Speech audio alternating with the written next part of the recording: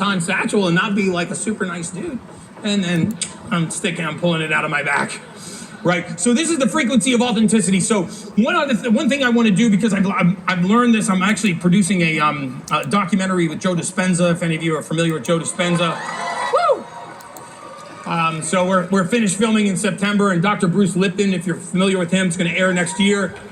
So I hope you guys watch it. But one of the things that we're doing is we're actually taking the power of the mind and the power of the universe and the power of frequency, and we're putting this together so human beings can actually live more influential lives by understanding how to harness the power of frequency that their body sends out and actually control in a positive way their environment.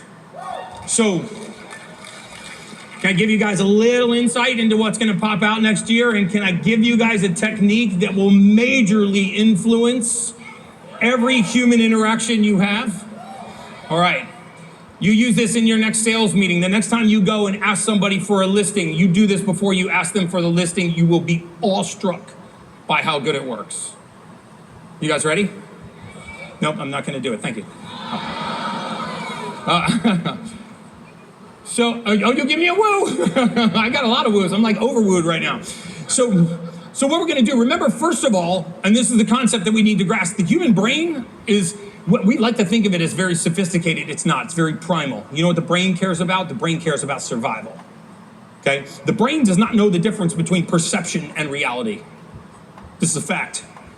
So in other words, if you drove home tonight and you got out of your car, and as soon as you opened your door, somebody was standing in front of you with a knife, you'd have a massive fight or flight response, right? Pupils would dilate, blood would flood your extremities, you'd sweat, your heart rate would increase, an immediate fight or flight response. But you could be living on the 30th floor of a condo and be laying in bed worried about getting eaten by a shark and have the exact same reaction, right? What are the chances of the shark getting out of the ocean, taking the elevator, coming into the bedroom, right? 0. No chance. But you have the exact same fight or flight response. So understand that the brain does not know the difference between perception and reality. And we can actually feed reality into our brain. It calms the neuronal signals that leave the amygdala. It heightens the state of an area called the hippocampus. It projects confidence into the prefrontal cortex, which is our future. So I'll tell you exactly how we do it. We can put ourselves into an authentic state every day. Okay, and the way that we do it, I want you to sit comfortably and face towards me. Put your hands on your legs. We're going to do one round of deep breath work, right? And by the way, every day there's one thing I never, ever, ever miss. I will miss a flight to not miss breath work. I breathe every morning because I believe in, oxygen.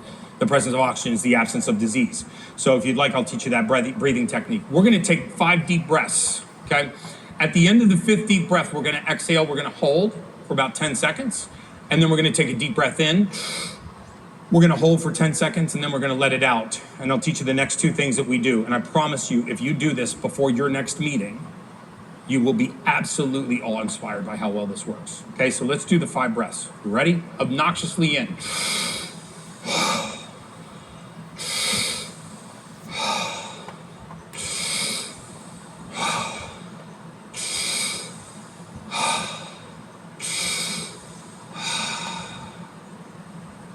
If you're lightheaded, that shows you how deprived of oxygen your brain is right now. If your fingers and toes are tingling, that's how how little oxygen tension is in your tissues. Let's take a deep breath in. Now let it out. So before any meeting, any interaction, any conversation that you're going to have of any consequence, I want you to just take 10 seconds and do 5 deep breaths. And the next thing you're going to do is we're going to set our intention. Most of us don't actually set 10 seconds to just set our intention before a meeting. So our brain is going into unknown territory. What we're going to do is trick the brain right now into thinking this meeting has already happened. This outcome has already occurred.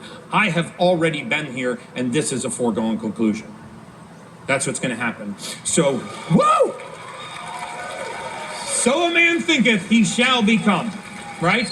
And so So what we're going to do is we're going to set our intention. What is the intention of this meeting? Is your intention to have them give you a listing? Is your intention to have them extend the trust and confidence that it takes to actually put a multi-million-dollar property in your lap? Is your intention to get this employee to work for you? Is your intention to calm the friction in the office? What is the intention of this engagement? Right? Like before I got on this stage, I was at backstage in the room. I did my breathing exercises. When I got to the ladder right there, I said, my intention today is to add value to this office, to this audience. I'm going to take that stage and I'm going to add value. And then I saw you receiving that value in a very positive way, which gave me the energy, and it took all of the angst and the anxiety and the fear of standing up in front of 4,500 people, right? I'm very calm because my brain thinks I've already been here. So we're going to set our intention. What is the intention of that meeting? So write that down. Set my intention. Just 5 deep breaths.